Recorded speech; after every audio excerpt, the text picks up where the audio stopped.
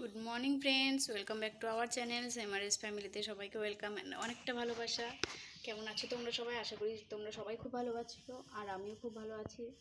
তো আজ হচ্ছে বুধবার। আমরা ঘুম থেকে উঠে পড়েছি, অনেকক্ষণ আগে উঠেছি।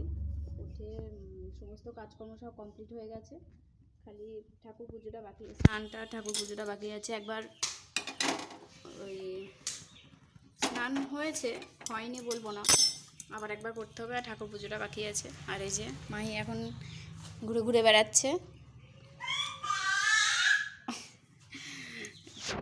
তো ওদের খাওয়ানো কমপ্লিট হয়ে গেছে, আমি এখন চা করতে বসেছি।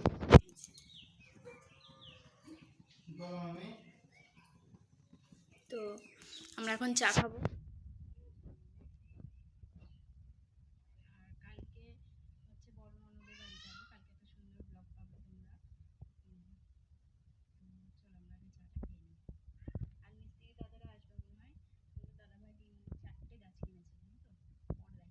ঠিক আছে।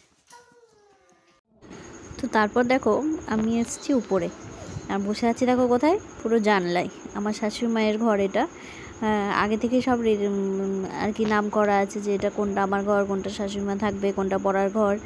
তো আমি আমার শাশুড়ি মায়ের ঘরের জানলাতে বসে বাইরের ভিউ দেখছি। কি দারুণ না?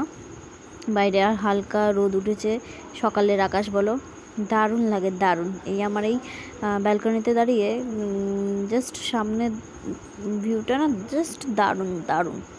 তো যাই হোক, আর মিস্ত্রি দাদারা এসছে, তো তোমাদের দাদাভাই তাদের সাথে এখন কথা বলছে। ওই যে ওইখানে অনেক দিন পর এলো আর কি, 10-12 দিন প্রায় কাজ বন্ধ ছিল, অন্যদিকে কাজ করছিল দাদারা, সেই জন্য আর কি আসতে লেট হয়ে গেল।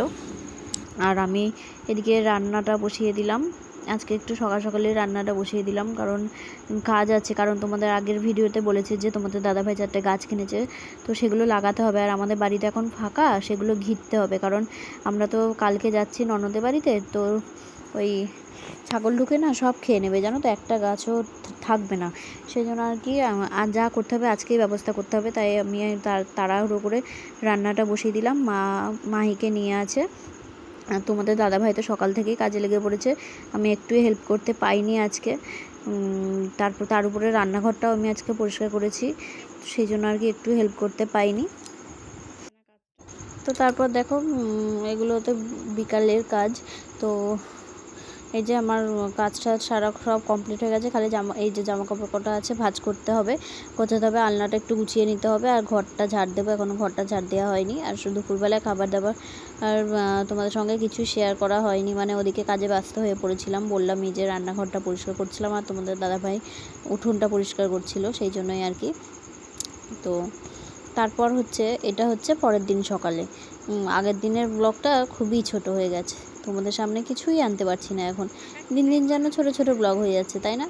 তো এটা হচ্ছে পরের দিন সকালবেলায় আমরা যাচ্ছি ননদের বাড়িতে। এটা আমার বোন, ওটা আমার ননদ ছিল, মেজো ননদ। এই যে আমার এটা বোনের মেয়ে, আর এই যে আমার মাহি সোনা। তো মাম্মাম গেছে হচ্ছে তোমাদের দাদা ভাইয়ের সাথে, বাইকে যাবে ওরা। আমরা পলাশিতে নামবো, ট্রেনে করে যাব।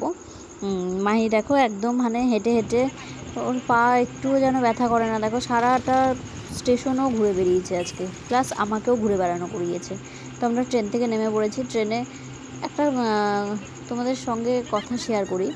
এই যে চারিদিকে দেখো কত কি হচ্ছে, তাই না? যে কলকাতা আরজি কর নিয়ে কত কি হয়েছে, তবুও এই মানব সমাজে মানে মানসিকতাটা এতটাই নিচে নেমে গেছে যে কোনো কিছুতে আর কোনো কিছু হয় না, তাই না? তো যাই হোক, এই ঘটনাটা তোমাদের সঙ্গে অন্য একদিন আমি শেয়ার করব। তো এখন হচ্ছে চলে এসেছি ননদের বাড়িতে, আর এখন যাচ্ছি হচ্ছে খেতে। আমি শাড়িটা চেঞ্জ করে নিয়েছি, এটা বড় ননদ দিল, বললো পরপর গরমে অনেকক্ষণ থাকবি, তো পরপর তাই আবার ওটা পরে নিলাম। আর আমরা এসে গেছি খেতে। এটা হচ্ছে ওদের আর একটা আলাদা বাড়ি।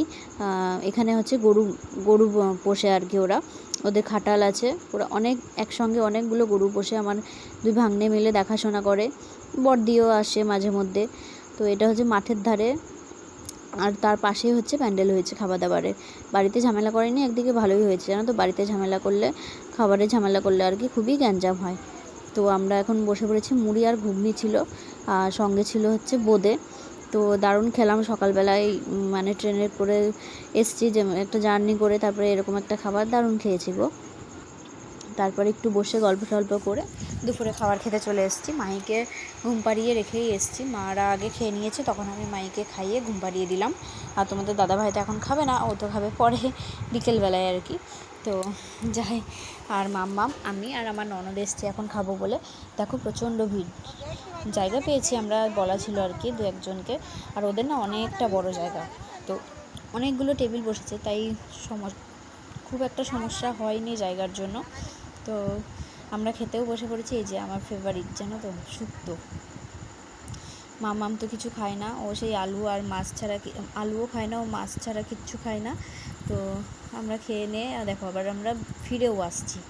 কি করবো বলো, বাড়িতে তো কেউ নেই, বাড়ি ফাঁকা রেখে তো আর যাওয়া যায় না, তাই না? তোমার তো দাদাভাই আসবে, ওর আসতে একটু রাত হয়ে যাবে, কারণ দিদির বাড়ি যেহেতু, ওর তো আগের থেকেই যাওয়ার কথা, কিন্তু বাড়িতে কেউ নেই বলে যেতে পারছে না। আর ওদের আর আমার বড় ননদরা তো 4টে যা, তো ওদের মধ্যে না ঢোকাই ভালো আর কি। আমার বড় ননদের কাজ হলে তো অবশ্যই আমরা সবাই যাব। তো যাই হোক, আমরা এখন বেরিয়ে পড়েছি, কারণ বিকেল বিকেল না গেলে মেঘ হয়েছে আমাদের বাড়ির এদিকে আর কি, বৃষ্টি হয়েছিল শুনলাম। তো এখানে আমি আমার ভিডিওটা করছি এন্ড। সবাই ভালো থেকো, সুস্থ থেকো।